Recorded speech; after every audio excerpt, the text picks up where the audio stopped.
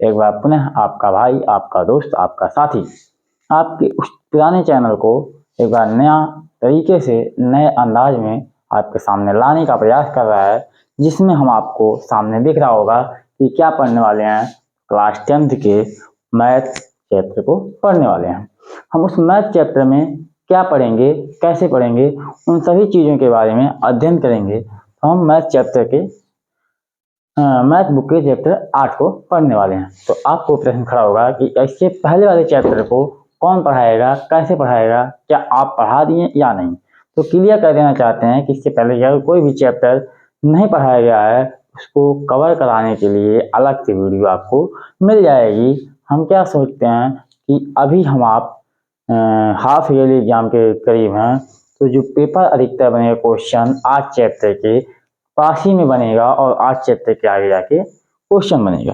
तो हम कहते हैं कि इसके बाद हम देखेंगे आज चैप्टर से आगे कंटिन्यू करते हैं कि पीछे की चीज़ों को आपको रिवाइज करवा के पुनः आपको वीडियो मिल जाएंगे।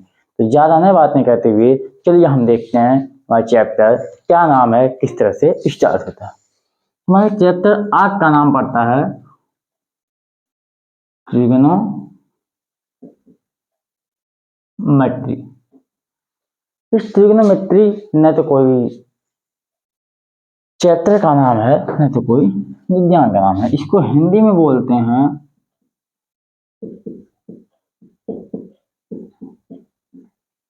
त्रिकोणमिति। यानी ट्रिग्नोमेट्री ये पूरी ब्रांच ही है, एक पूरी गणित की एक शाखा ही है, जिसमें हम इसमें किन चीज़ों के बारे में अध्ययन करते हैं, तो त्रिभुज का अध्ययन करते हैं। यानी गणित की एक ऐसी शाखा जिसमें हम त्रिभुज के बारे में अध्ययन करते हैं, उसको बोलते हैं ट्रिग्नोमेट्री। ये चीज़ आगे चल के अभी और क्लियर हो जाएगा कि ट्रिग्नोमेट्री हम किस तरह से कह रहे हैं कि त्रिभुज के बारे में अध्ययन करेंगे। तो इस चैप्टर में हमको अभी यहाँ पे केवल दो चीज़ों के बारे में स्टार्टिंग करना है। पहला परिचय, इस परिचय के बाद अगला जो हेडिंग होगा उसको हम कंटिन्यू करते हैं। सबसे पहले हमारा इस चैप्टर के बारे में थोड़ा बहुत परिचय जान लेते हैं। तो ये जो त्रिकोणमिति शब्द मिला है वो दो शब्दों से मिलकर बना होता है। पहला त्रिकोण, दूसरा मिति। त्रिकोणमिति दो शब्दों से मिलकर बना होता है, त्रिकोण और मिति। त्रिकोण का अर्थ होता है त्रिभुज, यानी तीन कोण वाली आकृति को त्रिभुज बोलेंगे। और इसका मापन, मिति मतलब होता है मापन, यानी त्रिभुज का मापन ही क्या कहलाता है, त्रिकोण मिति।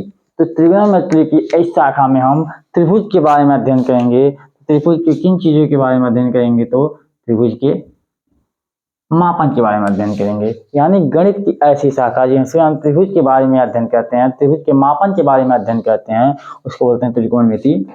इस त्रिकोणमिति में हम किन किन चीजों को मापेंगे, तो ये हमारे साथ दो तरह की चीजें सामने आती हैं। पहला क्या होता है कि त्रिभुज जो हमको मिलेगा वो इस पूरे त्रिकोणमिति शाखा में हमको समकोण त्रिभुज मिलेगा। मतलब इसमें एक कोण कम से कम 90 डिग्री का होगा। तो कुछ इस प्रकार से बनेगा वो समकोण त्रिभुज, इस तरह से होगा P, Q और R। मतलब उसमें एक कोण 90 डिग्री का होगा, 90 डिग्री का। तो इसमें बनेगा क्या, तो ये दो चीजों से मिलकर बनेगा, पहला भुजा, दूसरा कोण।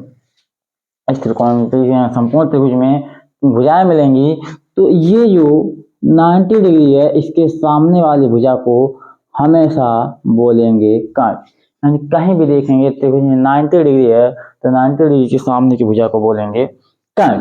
ठीक दूसरा मिलेगा हमको कि बचे दो त्रिभुज में जिन त्रिभुजों की प्राथमिकता दर्शाएंगे, यानी इसको प्रमुख कोण मानेंगे, यानी थीटा कोण, तो थीटा के सामने वाला हो जाएगा लंब, और जो बचेगा वो आधार। कई दोस्तों को नहीं समझ में आ रहा होगा कि हमेशा इसी को लंब मानते हैं, इसी को आधार मानते हैं। तो ये इस पर नहीं डिपेंड करता है, बल्कि इस कोण पर डिपेंड करता है यदि इस कोण को हम हटा के यहाँ से इस कोण के बारे में बात करने लगे तो ये लंब और ये आधार अपनी जगह बदल लेंगे, तो इसके सामने वाली भुजा हो जाएगी लंब और ये हो जाएगा आधार। तो तीनों प्रकार की भुजाओं के कुछ इस प्रकार से समर्पित किया गया है कि 90 डिग्री के सामने वाले भुजा होगा कर्ण और मुख्य कोण के सामने वाली भुजा आधार, मुख्य कोण के सामने वाली भुजा लंब, बची हुई भुजा आधार। इससे मिलती जुलती एक पाइथागोरस थ्योरम मिलेगी, इसमें तीनों के बारे में, तीनों भुजाओं की लंबाई के बारे में निकालना होगा। तो कर्ण का स्क्वायर बराबर लंब का स्क्वायर प्लस आधार का स्क्वायर, कुछ इस तरह से हमारा फार्मूला सामने आता है। तो हमने क्या देखा कि त्रिभुज में कुल 3 प्रकार की भुजाएं हमारे सामने आती हैं। पहला होता है कर्ण, दूसरा होता है लंब, तीसरा आधार। कर्ण क्या होता है? तो 90 डिग्री के सामने का कोण, सामने भुजा हो जाएगी वो लंब, और प्रमुख कोण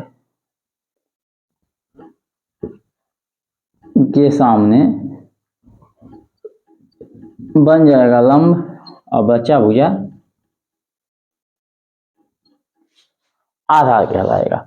ठीक इसी प्रकार से हमने देखेंगे तो कोण भी कई प्रकार से होंगे। तो सबसे पहला कोण हमको मिलेगा 90 डिग्री, यानी 90 डिग्री के कोण का नाम हमको मिलेगा, तो इसको बोलेंगे समकोण। ठीक इसी प्रकार जब 90 डिग्री से कम और 0 डिग्री के बीच के रेंज में होगा तो इसको बोलेंगे न्यून कोण। ठीक इसी प्रकार 90 डिग्री से ज़्यादा और 180 के बीच में आएगा तो इसको बोलेंगे अधिक कोण। तो कुछ इस प्रकार से हमारे कोण और भुजा डिसाइड होते हैं। इनके मापन के बारे में किस तरह से अध्ययन करेंगे, उन्हीं को बोलते हैं त्रिकोणमिति। तो ये त्रिकोणमिति का प्रयोग हम कहाँ कहाँ करते हैं, तो भुजाओं को इसका उपयोग कहाँ करेंगे, तो भुजाएं ज्ञात कीजिए। भुजाएं क्या बताएंगी? ऊंचाई बताएंगी और दूरियां बताएंगी। तो इन ऊंचाई और दूरियों में जैसे सूर्य और चंद्रमा के बीच की दूरी, यहाँ पे पृथ्वी है तो यहाँ पे चंद्रमा है, बहुत बड़ी बड़ी दूरियों का यूज इसी के प्रयोग से हम निकालते हैं। तो ये तो हमारा था त्रिकोणमिति का परिचय। अगला हेडिंग कौन सा मिलता है, अगला टॉपिक कौन सा मिलता है, तो चलिए उसको देखें।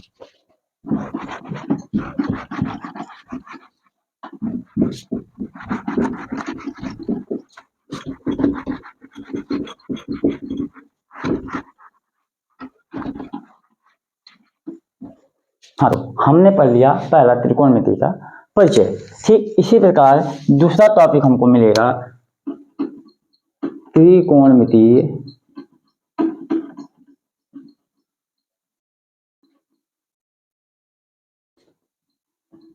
अनुपात। ये क्या चीजें होती हैं, तो कुछ इनके बारे में जानने का प्रयास करेंगे। तो इसमें दो चीजें हमको दो शब्द सामने आते हैं। तो त्रिकोणमिति का मतलब हमने पहले ही समझ लिया है, त्रिभुज का मापन। त्रिकोणमिति मतलब समझ लिया त्रिभुज का मापन, और अनुपात मतलब होता है तुलना, यानी दो त्रिभुज में किस तरह से मापन करके उनको तुलना करेंगे, यानी तुलना किस में करेंगे, तो भुजाओं का तुलना जो करेंगे वो भुजाओं का करेंगे।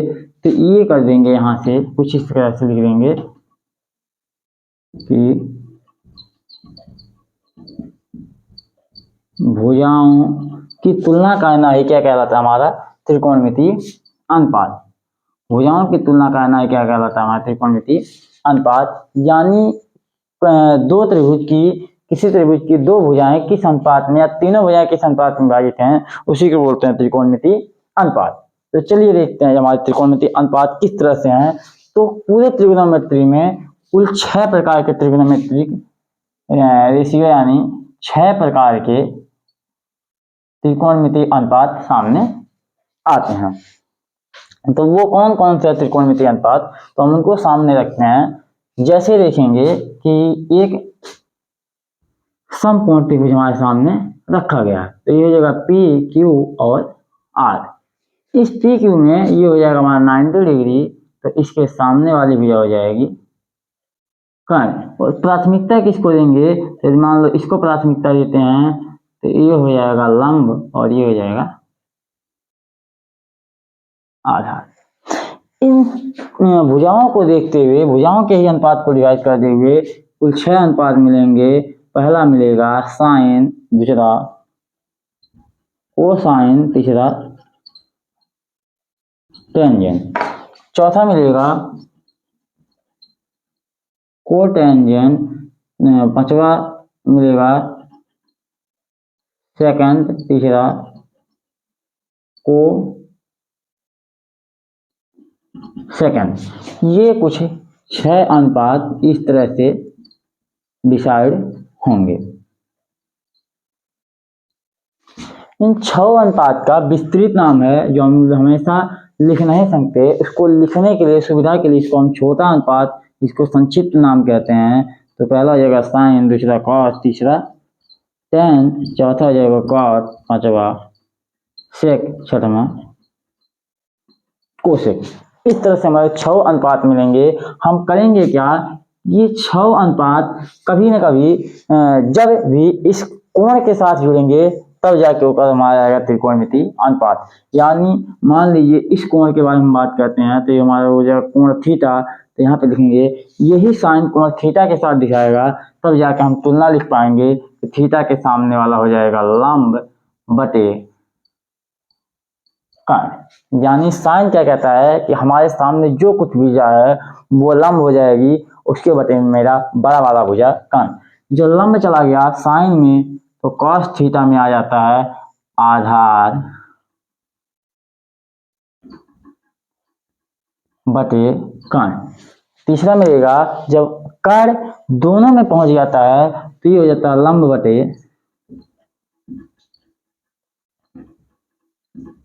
आधार। ये आता कैसे है, तो एक बार देखा जाए तो साइन का मतलब होता है लंब बटे कर्ण, उसके बाद कॉस का मतलब होता है आधार बटे कर्ण। ये कर्ण इससे कट जाएंगे तो बचेगा लंब बटे कर्ण। यानी टेन का मतलब होता है साइन थीटा बटे कॉस थीटा बराबर टेन थीटा। इसको नोट करके एक साथ लिख लेंगे। फिर इसी तरह से मिलेगा कॉट का जस्ट टेन का उल्टा, तो आधार बटे लंब। मतलब इसको देखेंगे तो कॉस थीटा बटे sine theta equal to cot theta. Sec का तो कॉस का उल्टा होगा सेक, यानी कर्ण थीटा बटे कर्ण बटे आधार। और कोसेक का होगा तो साइन का उल्टा, तो यहाँ बनेगा कर्ण बटे लंब। ये हमारे 6 रेशियो को इस तरह से दिखाई देते हैं। इन्हीं 6 रेशियो का प्रयोग करके हम त्रिभुज के 6 अनुपात के बारे में अध्ययन करते हैं। कुछ छोटी छोटी नोट पॉइंट लिख लेते हैं, जो कहता है कि ये जो साइन थीटा है, ये साइन गुणे थीटा के बराबर नहीं होता है। दूसरा, साइन का जो इनवर्स होता है साइन इनवर्स थीटा, ये साइन थीटा का इनवर्स है, उसके बराबर नहीं होता। तो बराबर किसके होता है, तो ये होता है साइन स्क्वायर थीटा, जो होगा वो साइन थीटा के स्क्वायर के बराबर होगा। तो ये छोटे छोटे कुछ नोट पॉइंट हैं जिनको लिख लेने से कुछ अच्छी जानकारियां मिल जाती हैं। तो ये हमारा था दूसरा पॉइंट। पहला जान लिया परिचय, तीसरा जान लिया त्रिकोणमितीय अनुपात। इन्हीं त्रिकोणमितीय अनुपात के बारे में हम अध्ययन करने के लिए आगे बढ़ते हैं तो हमको चल के मिलता है एग्जाम्पल, यानी इन दोनों परिचय के बाद आपको मिलेगा एग्जाम्पल। कुछ भी 1% दिक्कत होती है या फिर समझ में नहीं आता है तो वीडियो को एक बार कमेंट करके बताइएगा। यदि आपको हल्का सा भी हेल्प मिल रहा है तो यकीन मानिए कि आपको पूरा सपोर्ट दिया जाएगा। बस चैनल को एक बार सपोर्ट करिए और इसको लाइक करिए, कमेंट करिए और सब्सक्राइब करके बेल आइकन को क्लिक करके रखिए। तो मिलते हैं अगले वीडियो में। जय हिंद, जय भारत।